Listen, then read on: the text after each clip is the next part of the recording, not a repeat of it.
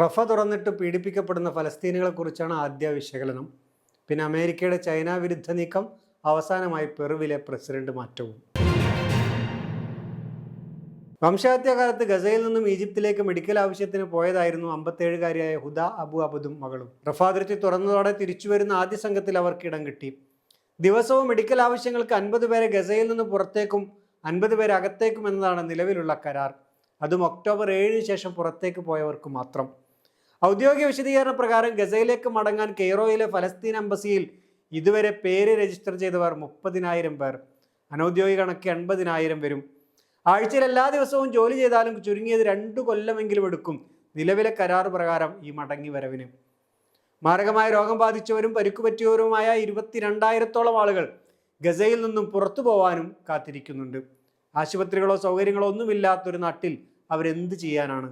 അതിർത്തിയിലെത്തുന്ന ചിലരെ മടക്കി അയക്കുന്നുമുണ്ട്. അവരെങ്ങോട്ട് പോകുന്നു എന്നോ എന്തുകൊണ്ടാണ് മടക്കിയത് എന്നോ ആർക്കും ഒന്നും അറിയില്ല താനും.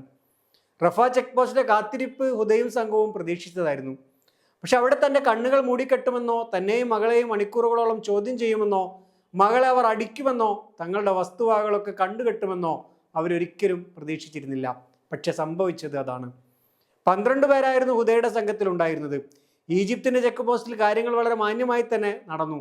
ഫലസ്തീൻ അതിർത്തിയിലെത്തിയപ്പോൾ കാര്യങ്ങൾ മാറി മറിഞ്ഞു. ആദ്യം യൂറോപ്യൻ അതിർത്തി നിയന്ത്രണ സംഘങ്ങൾ, പിന്നെ ഇസ്രായേലി പിന്തുണയോടെയുള്ള സായുധ സംഘം, പിന്നെ ഇസ്രായേൽ പട്ടാളം. ഇവരുടെയൊക്കെ ചെക്കിങ്ങും കാട്ടിക്കൂട്ടലും ഒക്കെ കഴിഞ്ഞാണ് ഇവർക്ക് അതിർത്തി കടക്കാനായത്.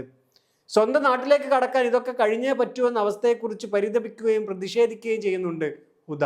പേരക്കുട്ടികൾക്ക് കുറച്ച് കളിപ്പാട്ടങ്ങളും തൻ്റെ ഹൃദയ ശുശ്രൂഷയ്ക്കുള്ള മരുന്നുകളും കുടുംബക്കാർക്കായി വാങ്ങിയ ഫോണുകളും എല്ലാം സൈന്യം കൈക്കലാക്കി. ഒന്നും തിരിച്ചു കൊടുത്തില്ല.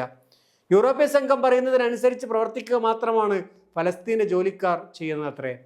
അതിർത്തിയിലെ ചെക്കിങ് കഴിഞ്ഞ് ഖാൻ യൂനിസിലെത്തിയ ഇവരുടെ സംഘത്തെ വണ്ടിയിൽ നിന്നിറക്കി വീണ്ടും ഇസ്രായേലി സംഘം ചോദ്യം ചെയ്തു. അവിടെ ഇസ്ലാമിക് സ്റ്റേറ്റിൻ്റെ പ്രതിനിധികളും ചോദ്യം ചെയ്യാനുണ്ടായിരുന്നുവെന്നാണ് മാധ്യമങ്ങൾ ഇവരെ ഉദ്ധരിച്ച് റിപ്പോർട്ട് ചെയ്യുന്നത്. ഹുദയ്ക്ക് ഹമാസുമായി ബന്ധമുണ്ടോ എന്നറിയാനായിരുന്നു ആ ചോദ്യം ചെയ്യൽ. ഒരു വനിതാ ഓഫീസർ അവരെ ശാരീരിക പരിശോധനയ്ക്ക് വിധേയമാക്കുകയും ചെയ്തു. അവിടെ വെച്ച് മകളെ മർദ്ദിക്കുകയും വസ്ത്രമഴിച്ച് പരിശോധിക്കുകയും ചെയ്തുവെന്നും ഹുദ പറയുന്നു. കുടിയേറ്റത്തിന് സഹായിക്കാമെന്നും പറ്റില്ലെങ്കിൽ തങ്ങളുമായി സഹകരിക്കണമെന്നും ചാരന്മാരായി പ്രവർത്തിക്കണമെന്നുമുള്ള നിർദ്ദേശങ്ങളും വാഗ്ദാനങ്ങളും ഒക്കെയായിരുന്നു ഈ സംഘത്തിൽപ്പെട്ടവർക്ക് നൽകിയത്. അബൂ ഷബാബ് സംഘത്തിൽപ്പെട്ടവരോട് സഹകരിച്ചുകൊണ്ടാണ് ഇസ്രായേൽ സൈന്യം മുന്നോട്ട് പോകുന്നതെന്ന വാർത്തകൾ നേരത്തെ തന്നെ പുറത്തു വന്നിരുന്നു. ഹമാസിന്റെ അടിത്തറ ഇളക്കാനാണ് അത്ര ഇത്തരം കളികൾക്ക് ഇസ്രായേൽ മുതിരുന്നത്. ഇവർക്ക് പണവും ആയുധങ്ങളും സംരക്ഷണവും ഒക്കെ ഇസ്രായേൽ വാഗ്ദാനം ചെയ്തിട്ടുണ്ട്. പറ്റുന്നത്ര ഫലസ്തീനികളെ ഈജിപ്തിലോ മറ്റു രാജ്യങ്ങളിലോ തന്നെ നിലനിർത്തുക എന്നതാണ് ഇസ്രായേൽ സംഘം ഉദ്ദേശിക്കുന്നതെന്നാണ് വാർത്തകളിൽ നിന്നും മനസ്സിലാക്കിയെടുക്കാനാവുന്നത്. അതിന് പ്രതിഫലമായി പണം വാഗ്ദാനം ചെയ്യുന്നുണ്ട്. ദമോൺ ജയിലിലുണ്ടായിരുന്ന ആമിന സുഹൈലും മകൾ ആയത്ത് എന്നിവരും ഇത്തരത്തിൽ പീഡനങ്ങൾ നേരിട്ടവരാണ്. ദമോണിൽ എത്തുന്നതിന് മുമ്പ് ഏകാന്ത തടവിലായിരുന്ന അത്ര 2 പേരും. വളരെ കുറഞ്ഞ അളവിൽ മോശം ഭക്ഷണം കിട്ടും. ദമോണിലും അവർക്ക് പരസ്പരം സംസാരിക്കാൻ ജയിലധികൃതർ അവസരം കൊടുത്തില്ല. 2 മുറികളിലാക്കി അടച്ചു. നിലവിൽ ഇസ്രായേലി മനുഷ്യാവകാശ സംഘടനകളും ഇതിനെതിരായി രംഗത്തെത്തിയിട്ടുണ്ട്. ആളുകളെ നിർബന്ധപൂർവ്വം കുടിയൊഴിപ്പിക്കാനുള്ള നീക്കമായേ ഇതിനെ കാണാനാവൂ എന്നാണ് അവർ പറയുന്നത്. അതിർത്തിയിലെ പീഡനങ്ങൾക്കൊപ്പം കേൾക്കാവുന്ന മറ്റൊരു വാർത്ത, ഇസ്രായേലി ജയിലുകളിൽ നിന്നും പുറത്തു വന്നവർ ടിക്ടോക്കിലും മറ്റ് സോഷ്യൽ മീഡിയയിലും പങ്കുവെക്കുന്ന അനുഭവങ്ങളുള്ളതാണ്. സമി അൽസായിക്ക് 47 വയസ്സുണ്ട്, 6 കുട്ടികളുടെ പിതാവ്. അദ്ദേഹത്തെ അതിക്രൂരമായ രീതിയിൽ ലൈംഗിക പീഡനങ്ങൾക്ക് വിധേയമാക്കി ഇസ്രായേൽ പട്ടാളം. എന്നിട്ടവർ പൊട്ടിച്ചിരിക്കുകയായിരുന്നു അത്രേ. ഇത്തരം നിരവധി സംഭവങ്ങൾ ജയിലുകളിൽ നടന്നതായുള്ള റിപ്പോർട്ടുകൾ പുറത്തു വരാൻ തുടങ്ങിയിട്ടുണ്ട്. 41-കാരനായ തമർ കർമൂത്തിൻ്റെ അനുഭവവും വ്യത്യസ്തമല്ല. പിൻഭാഗത്തുകൂടെ ഒരു മരത്തിൻ്റെ വടി തുടർച്ചയായി കയറ്റി ഇറക്കുകയായിരുന്നു പീഡനത്തിൻ്റെ ഒരു രീതി. അതിനുശേഷം ആ മരവടി വായിലേക്ക് തള്ളി നക്കാൻ പറയും. ഇദ്ദേഹം പറയുന്നു, ഒരു വിചാരണയ്ക്കും ഇദ്ദേഹത്തെ വിധേയനാക്കിയില്ല, പീഡനം മാത്രം. ഓരോ തടങ്കൽ പാളയവും പീഡനങ്ങളുടെ കേന്ദ്രമായിരുന്നു. ആർക്കും ആരെയും പീഡിപ്പിക്കാൻ ലൈസൻസ് നൽകിയിരുന്നു. അതും ഒരു നിയമം പോലെ നടന്നു. എല്ലാ കേന്ദ്രങ്ങളും പീഡന കേന്ദ്രങ്ങളായി മാറി. ഇതൊന്നും രഹസ്യമായി നടക്കുന്നവയായിരുന്നില്ല.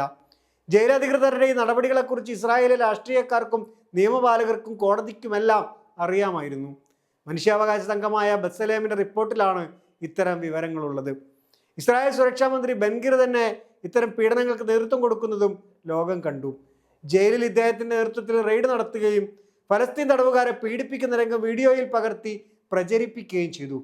ഫലസ്തീൻ തടവുകാർക്ക് വധശിക്ഷ നടപ്പിലാക്കാനുള്ള നിയമം പാസാക്കിയെടുക്കാനുള്ള ശ്രമത്തിലാണ് ഗിർ ഇപ്പോഴുള്ളത്. അതിൻ്റെ ഭാഗമാണ് ഈ നാടകമെന്നും ആരോപണമുണ്ട്. ഇസ്രായേൽ ഒഴികെ മറ്റു പല രാജ്യങ്ങളും ഇതിനെതിരെ ശബ്ദിച്ചുവെങ്കിലും ഇതുവരെ ഒരു നടപടിയും എടുത്തിട്ടില്ല. ഇസ്രായേൽ ജനതയാവട്ടെ ഇതൊരു സാധാരണ നടപടിക്രമം എന്ന രീതിയിലാണ് വിലയിരുത്തുന്നത്.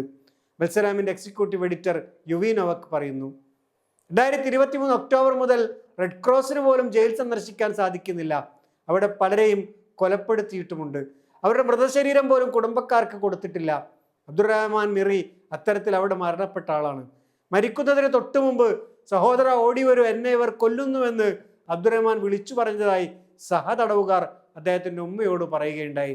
തൻ്റെ മകനെ അവരെന്തൊക്കെ ചെയ്തിട്ടുണ്ടാവുമെന്ന വേദനയിൽ കണ്ണീരടക്കാൻ പാടുപെടുകയാണ് ഉമ്മ അസീസ മിറി. ചൈനയ്ക്കെതിരെ അമേരിക്ക ഫിലിപ്പൈൻസിൽ ആയുധ ശേഖരം ശക്തിപ്പെടുത്തുന്നതായി വാർത്തകൾ. ഫിലിപ്പൈൻസിനും അമേരിക്കയ്ക്കും ഇടയിൽ നടന്ന ചർച്ചകളിലാണ് ഈ തീരുമാനമുണ്ടായത്. ഫിലിപ്പൈൻസിന്റെ ആയുധ ശേഖരം നവീകരിക്കുന്നതിനും കൂടുതൽ ആയുധങ്ങൾ നൽകുന്നതിനും ധാരണയായിട്ടുണ്ടത്രേ. ദക്ഷിണ ചൈന കടലിൽ ചൈന നടത്തിക്കൊണ്ടിരിക്കുന്ന കടന്നുകയറ്റത്തെയും ആക്രമണ പദ്ധതികളെയും രണ്ട് രാജ്യങ്ങളും ഭയക്കുന്നുണ്ട്. പ്രദേശത്തെ സമാധാനവും സുസ്ഥിരതയും തകർക്കാനാണ് ചൈന ലക്ഷ്യമിടുന്നത് എന്ന് ഫിലിപ്പൈൻസും അമേരിക്കയും പറയുമ്പോൾ, ഫിലിപ്പൈൻസിന് മിസൈലുകൾ കൊടുക്കുന്നതിലൂടെ അമേരിക്കയാണ് സമാധാനം തകർക്കുന്നത് എന്ന് ചൈനയും പറയുന്നു. 4 മാസത്തെ ഭരണത്തിന് ശേഷം പെറുവിലെ പ്രധാനമന്ത്രി ജോസ് ജെറിയെ കോൺഗ്രസ് ഇംപീച്ച് ചെയ്തു. സർക്കാർ നിയമനങ്ങളിൽ സ്വാധീനം ചെലുത്തി, ചൈനീസ് വ്യാപാരിയുമായി സ്വകാര്യ ചർച്ചകൾ നടത്തി എന്നതൊക്കെയാണ് ഇദ്ദേഹത്തിനെതിരായ ആരോപണങ്ങൾ. പുതിയ ആളെ ഇന്നോ നാളെയോ തിരഞ്ഞെടുക്കും. ജൂലൈ വരെയാണ് പുതിയ ആളുടെ കാലാവധി. 2016 മുതൽ പെറുവിൽ ഇപ്പോൾ 7 പ്രസിഡന്റുമാരുടെ കസാരയായി തെറിക്കുന്നു. ചിലർ ഇംപീച്ച് ചെയ്തു, ചിലർക്കെതിരെ അന്വേഷണം നടക്കുകയും ശിക്ഷിക്കുകയും ചെയ്തു. നന്ദി.